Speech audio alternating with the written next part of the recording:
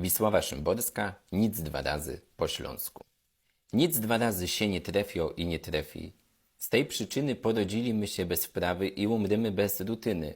Choćbyśmy szkolorzami byli najtępszymi w szkole świata, nie będziemy repetować żadnej zimy, ani lata.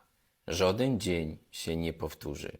Nie ma dwóch jednakich nocy, dwóch jednakich kusioków, dwóch jednakich wejrzeń w oczy.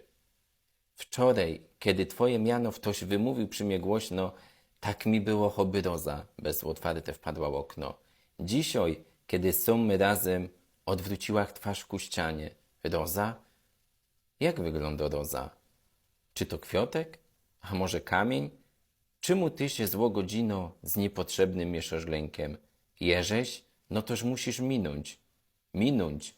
No toż to je piknę. Uśmiechnięci, współobjęci, spróbujemy szukać zgody, choć różnimy się od siebie, jak dwie kapki klarownej wody.